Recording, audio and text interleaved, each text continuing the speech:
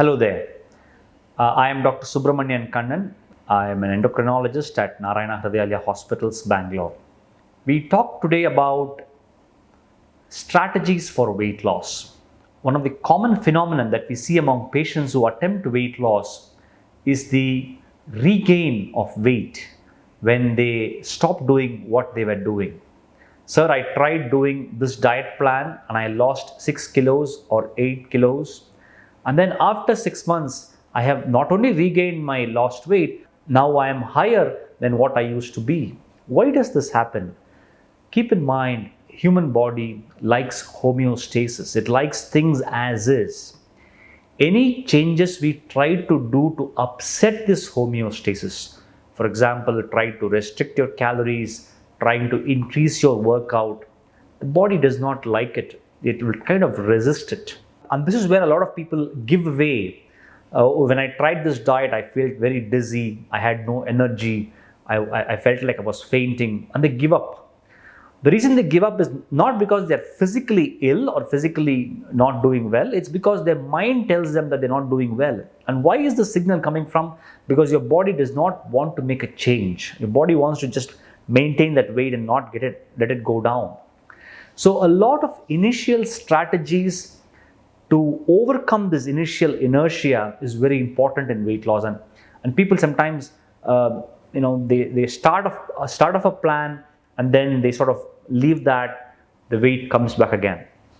And that's the reason why weight loss is an extremely challenging phenomenon for both.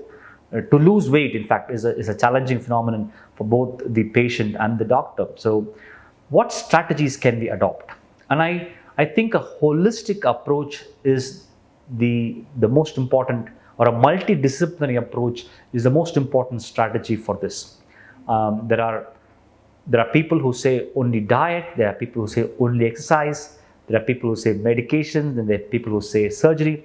And I think you have to find what fits that particular patient the best strategy. And that is very important. And that's why an endocrinologist can help you choose what strategy is important for you to lose weight. That starts off from the first evaluation phase, where we evaluate a patient with obesity to make sure that there are no hormonal reasons causing obesity. There are some very rare causes which can cause obesity, so we exclude them. We also are cognizant that there are some syndromes, which means they are genetically driven problems that can cause obesity. So we make sure that that's excluded, because the management of these disorders are a completely different strategy and would not fall into the regular pathway of obesity management. When we talk about diet plans, there are multiple ways by which this is handled. We have efficient dietitians who have multi-pronged approach. Not that this is the only diet plan that you'll have to fall into. Rather, the dietitian hears out what you have and starts to make small but consistent changes throughout the day. And that is very important. Whatever changes you make in your diet has to be small but consistent. Remember, weight loss is not a 100-meter race, it's a marathon. The slower you make changes, the more longer you can keep up with them, rather than just trying to do a weekday full of crash dieting and binging on the weekend. That's not going to work. So we have dietitians who are experienced, who can talk to you through to what diet you follow and what changes you can make. Of course, there are some people who would want to use a very low calorie, low carbohydrate diet. There are some people who would want to try the intermittent fasting technique. There are some people who would want to say very, very low calorie diet. Whatever suits you will be discussed, and as according to your ability and capacity, you would be made to follow a particular plan. Meal replacement, again, another concept of helping you lose weight. The second important phenomenon is physical activity. Exercise in any form will help you with maintenance of weight loss. A lot of patients think that if I exercise, I will lose weight. The fact is, exercise has two advantages. One, it helps you maintain the weight loss. Second, it may give you some flexibility in your diet If you are not exercising, then your flexibility in diet becomes really, really less.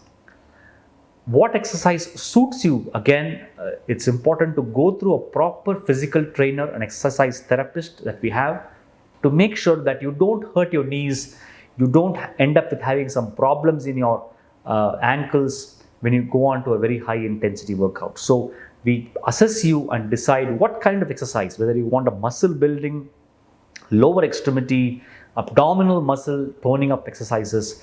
Depending on your physical nature, your body mass index, your fat distribution, a specific exercise course will be given to you, and that will help you to improve your physical ability and toning up of your body.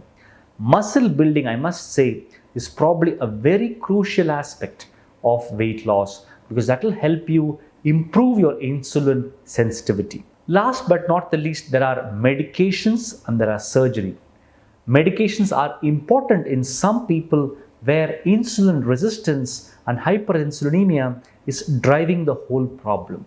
And in those cases, medications or injections can help lower this insulin resistance, thereby help you overcome that little extra hill of resistance and help you slide down the path of weight loss.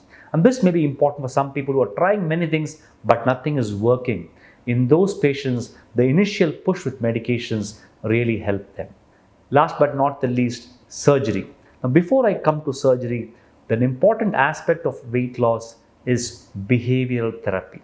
Changing one's behavior is probably the hardest thing to do, and asking somebody to convince another person to change is even harder. We have some excellent clinical psychologists and behavioral therapists who do this day in and day out. And they give various strategies and various modalities and options to patients how to handle a particular situation, how not to listen to your emotional brain, but rather make a conscious decision used on an analytical brain. And so I think the dietitian, exercise therapist, behavioral therapist form the crux of our obesity program. The endocrinologist will assess you and decide what program will fit you the best and accordingly make the referrals. And last but not the least, our surgeons in the difficult patients where there's a really very high body mass index will take into the option, discuss with you the options of the gastric surgeries. I hope I've given you an outline of what the strategies that we have at Narayan Hridayalaya for helping you lose weight. So get up, plan and help yourself lose more weight. Thank you.